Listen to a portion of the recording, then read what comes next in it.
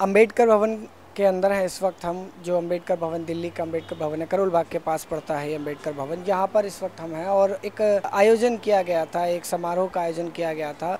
Buddhism के लेकर वो समारोह का आयोजन किया गया था। आगे की जानकारी हमारे साथ शांति स्वरूप बौद्ध जी हैं, बौद्ध आचार्य हैं, और इनका एक और अगला प्रोग्राम होने वाला है जो कि 12 नवंबर को है।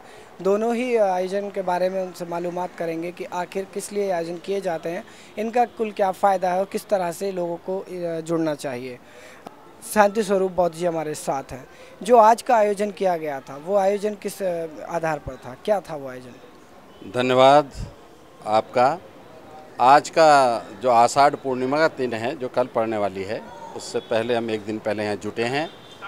आज के दिन भगवान बुद्ध ने अपने जीवन का बुद्धत्व प्राप्ति के बाद का पहला उपदेश दिया था। उसको हम धम्मचक्र प्रवर्तन दिवस के नाम से जानते हैं, और जो उन्होंने उपदेश दिया था उसे धम्मचक्र प्रवर्तन सुत्त कहते हैं। तो उनकी पावन स्मृति में प्रत्येक बौद्ध देश में आज के दिन बहुत बड़े बड़े आयोजन होते हैं। तो वो आयोजन हमने आज अंबेडकर भवन पर आयोजित किया है, और ये बात मुझे बताते हुए आपको खुशी हो रही है कि वर्तमान जो भयंकर दौर चल रहा है, शायद ये उसी का रिएक्शन है कि इतनी अधिक जनता कभी इस कार्यक्रम में उमड़ी नहीं जितनी आज उमड़ी है। मैं इस कार्यक्रम के उपलक्ष्य में आप सबको भी बधाई देता हूं और कामना करता हूं कि आपका टीवी चैनल दिन दोगुने रात चौगुनी प्रगति करता जाए। एक कार्यक्रम 12 नवंबर को दिल्ली के ताल कटोरा स्टेडियम में एक दिन के 1 बजे से होने जा रहा है। वो कार्यक्रम इस देश की युवा भीम शक्ति का प्रतिनिधि कार्यक्रम है। उसमें भारतवर्ष से युवा शक्ति इतनी अधिक मात्रा में उमड़ती है कि आप वहाँ देखेंगे कि आपको भी देख करके आश्चर्य होगा। कारण ये है कि हम भारतवर्ष का जो शासनिक चाल चलन है उससे सहमत नहीं है, उसकी पीड़ाओं से, उनके अन्याय से आहत हैं। और क्योंकि हम बाबा साहब के, ज्योतिबा फूले के, भगवान बुद्ध के मानने वाले हैं, हथियार उठाने में हमारा यकीन नहीं है, मगर इस देश के कर्णधारों को हम ये सिद्ध करके दिखाना चाहते हैं कि तुम्हारे अत्याचारों के बावजूद हमारी संगठन शक्ति किसी भी प्रकार से कम नहीं है। आप देखेंगे 12 नवंबर को दिल्ली के ताल कटोरा स्टेडियम में, जिसका आयोजन एक महानतम युवा संगठन जिसका नाम यूथ फॉर बुद्धिस्ट इंडिया है, उसके नेतृत्व में न केवल विद्वान और विदुषी महिलाओं के वहाँ प्रबोधनकारी प्रवचन होंगे, अपितु वहाँ पर समाज को जगाने वाला, प्रगति पथ पर दौड़ाने वाला एक सांस्कृतिक कार्यक्रम भी होगा। और सांस्कृतिक कार्यक्रम के जो कलाकार उसमें भाग लेंगे वो मात्र दिल्ली के नहीं होंगे, भारतवर्ष के विभिन्न क्षेत्रों से होंगे। जनता का कार्यक्रम, जनता के द्वारा ये संदेश देने के लिए कि लाख आप हम पर जुल्म करें, मगर ये बाबा साहेब डॉक्टर अम्बेडकर की पहचान बनाने वाला आंदोलन अब किसी के रोके रुकेगा नहीं। ये हमारा संदेश है। मरते दम तक बाबा साहब के आंदोलन को बुलंदी प्रदान करना हमारा लक्ष्य है। वो आप 12 नवंबर को मैं आपको आमंत्रित कर रहा हूँ, आप आएँ और उसके चश्मदीद गवाह बने तो बहुत अच्छा लगेगा। तो जो 12 नवंबर का जो आयोजन किया जाने वाला है वो मुख्यतः किस चीज़ के लिए है? लोगों को बुद्ध धर्म से जोड़ने के लिए या फिर बुद्ध धर्म से अवगत कराने के लिए? देखिए, मुख्य रूप से तो बौद्ध धर्म से उसका नाता है, मगर हम मोटे तौर पर कह सकते हैं कि बाबा साहब का जो मुख्य धारा का आंदोलन है उससे युवा शक्ति को खास तौर से जोड़ने के लिए और उनके बीच की जो ऊर्जा है उसको पहचानने के लिए, और अपने ऊपर जो अन्याय अत्याचार हो रहे हैं उनके विरुद्ध में तैयार होने के लिए युवा शक्ति का ये बहुत बड़ा सम्मेलन है। इसमें आप देखेंगे युवा शक्ति में कितना जोश, कितना खरोश वो देखते ही बनता है। वो दिन वाकई देखने लायक है, काबिल यादगार है। अच्छा, जिस तरीके से मनुवादियों का धर्म है और बौद्ध धर्म है, दोनों में क्या असमानताएं हैं और क्या समानताएं हैं? दोनों नहीं, समानता और असमानता नहीं कह सकते। बौद्ध धर्म और वर्तमान शासक जातियों का धर्म एक दूसरे के बिल्कुल विपरीत हैं। इन्हों के यहाँ सारे काम ईश्वर में यकीन करके चलते हैं, आत्मा में यकीन करके चलते हैं। बौद्ध धर्म में आत्मा और परमात्मा नाम की कोई चीज़ ही नहीं है। ये लोग नहीं, खंडन नहीं करता, यकीन ही नहीं करता, यो यकीन ही नहीं करता। और दूसरा, ये लोग जातिवाद को, वर्ण व्यवस्था को अपनी ज़रूरी पहचान मानते हैं।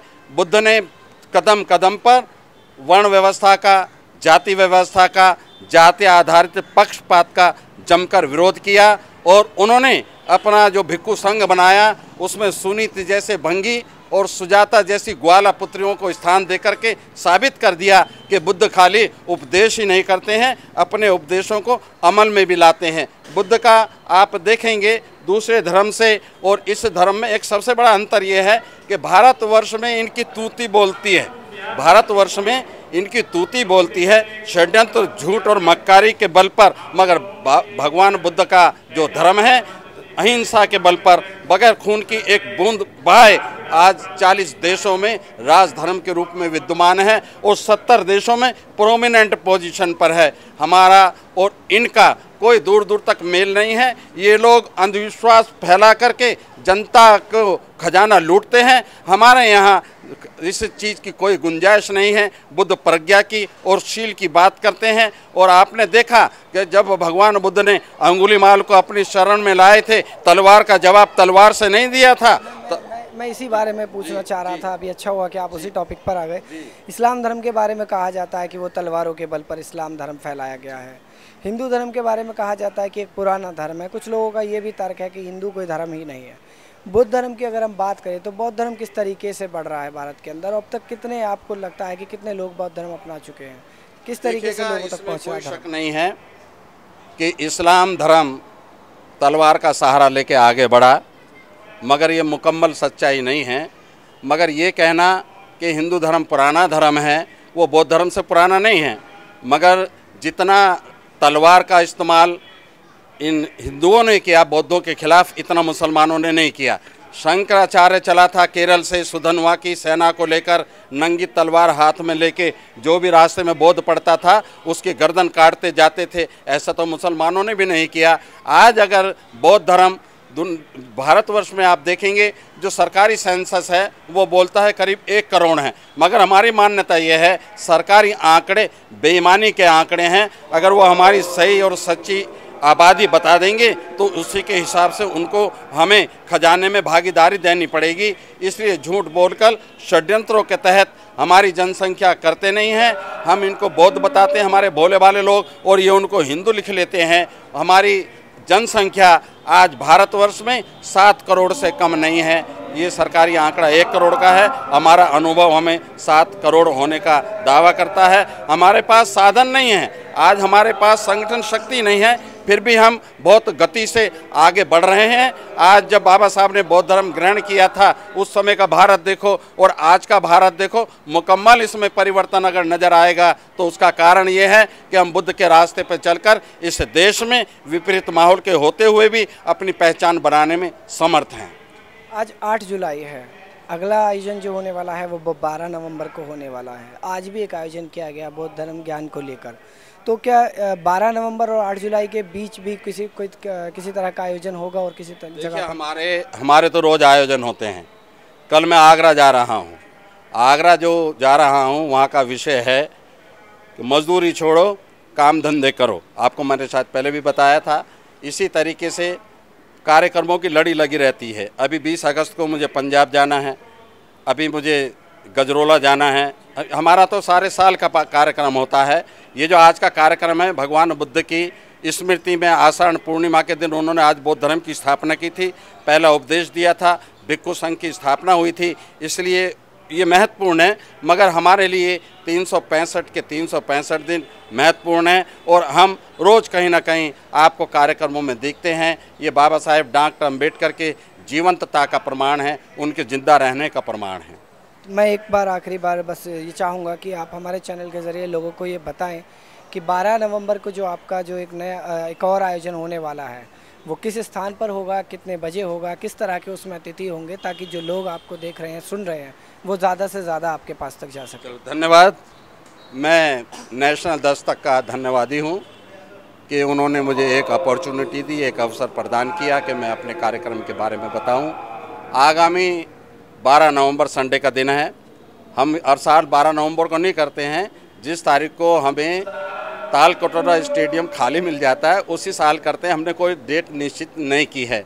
उस दिन एक उत्तर भारत का युवा शक्ति का विशालतम प्रदर्शन अगर किसी ने देखना है और समाज को जगाने वाले विचार अगर सुनने हैं बेहतरीन सांस्कृतिक परिस्थितियों का अगर ज्ञानार्जन करना है तो आप वहाँ आएँ। जगह है ताल कटोरा स्टेडियम, तारीख है 12 नवंबर, समय है दिन के 1 बजे। ये दिल्ली में बिरला मंदिर के नज़दीक स्थित है। आप आएंगे तो आपको भी अच्छा लगेगा और हमें भी अच्छा लगेगा, और जब हाथ मिलकर धोते हैं तो एक परिणाम निकल के ज़रूर आते हैं। आप सब उस कार्यक्रम में आएँ। मैं नेशनल दस्तक के माध्यम से आप सबका स्वागत करूंगा। बहुत बहुत धन्यवाद। जय भीम। अतिथियों के बारे में और जानना चाहूँगा, किस तरह के अतिथियों के आधार क्या रहेगा आयोजन का? अतिथियों का आधार हमारा विशुद्ध रूप से गैर राजनीतिक हमारे अतिथि होंगे, एकेडमिशियन होंगे, समाज सेवी होंगे, महिलाएं भी ऐसी ही होंगी। अभी तक पिछले कार्यक्रमों में भी हमने यही नीति अपनाई थी और उत्तुंग सफलता मिली, बेहद सफलता मिली, क्योंकि जनता आज बिकाऊ नेताओं से ऊब चुकी है और हम अपने आप को किसी नेता को बुलाकर कलंकित करना नहीं चाहते। आप आकर देखिए कि बगैर नेताओं के भी जनता अगर इकट्ठी होती है तो कितनी प्रबल मात्रा में इकट्ठी होती है। ये 12 नवंबर का कार्यक्रम ताल कटोरा स्टेडियम का कार्यक्रम आपको बताएगा, और एक नया कीर्तिमान जो चल रहा है देश की युवा शक्ति को जगाने का, संगठित करने का, उनको ज्ञानवान बनाने का, उसके साक्षात दर्शन आपको करने को मिलेंगे। तो आप भी 12 नवंबर को यूथ फॉर बुद्धिस्ट इंडिया की तरफ से कराए जा रहे आयोजन में शामिल हो जाइए, और जो बौद्ध धर्म से जुड़ी हुई शिक्षाएं हैं, दीक्षाएं हैं, उन सबको पूरी तरह से जान लीजिए। बौद्ध आचार्य शांति स्वरूप इस वक्त मेरे साथ थे, जिनसे लगातार मैं बात कर रहा था आने वाले 12 नवंबर को होने वाले आयोजन के बारे में। और उम्मीद करते हैं कि जिस तरीके से उन्होंने बताया कि जो बाकी धर्म है उनका वजूद क्या है और बौद्ध धर्म का वजूद क्या है, दोनों के बीच में जो फ़र्क है वो आप भी बेहतर समझ सकें और ज़्यादा से ज़्यादा बौद्ध धर्म के साथ जुड़ें। यही हमारी शुभकामनाएं रहेंगी यूथ फॉर बुद्धिस्ट इंडिया के लिए। वीडियो जर्नलिस्ट आशीष जायसवाल के साथ मैं लव कुमार, नेशनल दस्तक, दिल्ली।